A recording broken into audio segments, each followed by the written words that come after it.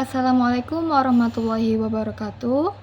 Halo semuanya, perkenalkan nama saya Aulia Ramadhani dengan NIM C0C025028. Saya dari Prodi D3 Akuntansi.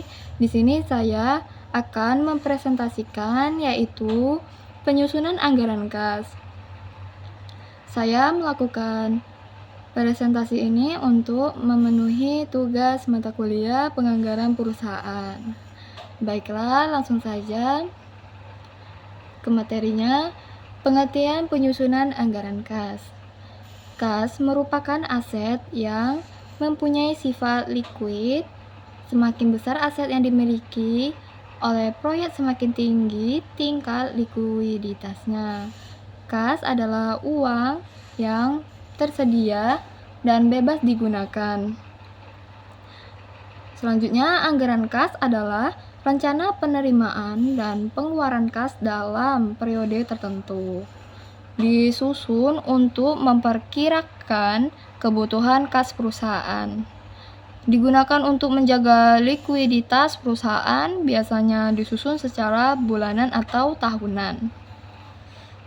Oke, next. Tujuan anggaran kas.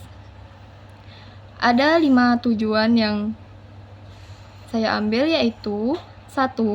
Mengetahui kondisi kas di masa yang akan datang. Dan yang kedua, menghindari kekurangan atau kelebihan kas. Dan yang ketiga, menjadi dasar pengambilan keputusan keuangan. Selanjutnya yang keempat, mengatur waktu penerimaan dan pengeluaran kas. Dan yang terakhir, menjaga stabilitas keuangan perusahaan.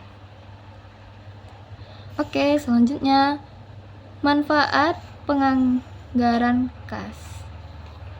Adapun manfaatnya yaitu yang pertama, membantu perusahaan dalam merencanakan kebutuhan dana yang disetor saat ada di perusahaan. Dan yang kedua, menghindari resiko kekurangan kas atau yaitu kas shortage. Dan yang ketiga, menjadi alat pengendalian keuangan yang efektif. Dan yang keempat, meningkatkan efisiensi penggunaan kas. Dan yang terakhir, membantu dalam perencanaan investasi dan pembiayaan. Selanjutnya, faktor-faktor yang memengaruhi anggaran kas. Yang pertama, yaitu 1. Volume penjualan. Penjualan merupakan sumber utama penerimaan kas perusahaan. Semakin besar volume penjualan, maka semakin besar pula kemungkinan kas yang akan diterima di periode berikutnya. Dan yang kedua, kebijakan kredit. Kebijakan perusahaan dalam memberikan kredit kepada pelanggan sangat berpengaruh terhadap arus kas. Dan yang ketiga, pola penagihan piutang. Kecepatan perusahaan dalam menagih piutang menentukan kapan kas akan diterima. Jika penagihan berjalan lancar, maka arus kas masuk akan stabil. Dan yang keempat, rencana pembelian, create a simple mascot or set of icon for personality, yaitu pembelian bahan baku atau barang dagang mempengaruhi pengeluaran kas. Jika pembelian dilakukan secara tunai, maka kas akan langsung berkurang. Dan yang kelima, biaya operasional. Biaya operasional seperti gaji, listrik, air, dan biaya lainnya harus dibayar secara rutin.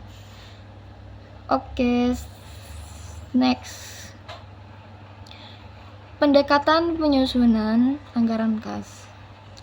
Ada 3 pendekatan, yaitu yang pertama, pendekatan penerimaan dan pengeluaran kas, yaitu berdasarkan estimasi arus kas masuk dan keluar.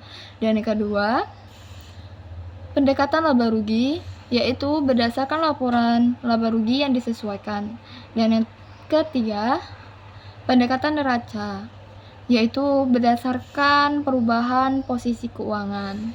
Itulah 3 pendekatan penyusunan anggaran kas. Next, langkah-langkah penyusunan anggaran kas. Ada 7 langkah-langkah penyusunan anggaran kas. Yang pertama, menentukan saldo kas awal. Dan kedua, mengestimasi penerimaan kas, yaitu penjualan piutang. Dan yang ketiga, mengestimasi pengeluaran kas, yaitu biaya utang. Dan yang keempat, menghitung arus kas bersih. Dan yang kelima, menentukan saldo kas akhir. Dan yang keenam, membandingkan dengan saldo minimum kas. Dan yang ketujuh, menentukan kebutuhan tambahan dana jika diperlukan. Selanjutnya, sumber penerimaan dan pengeluaran kas.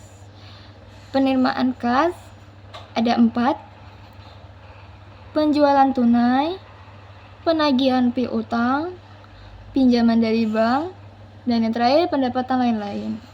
Dan selanjutnya pengeluaran kas ada 5: pembelian bahan baku, pembayaran gaji dan upah, biaya operasional, pembayaran utang, investasi.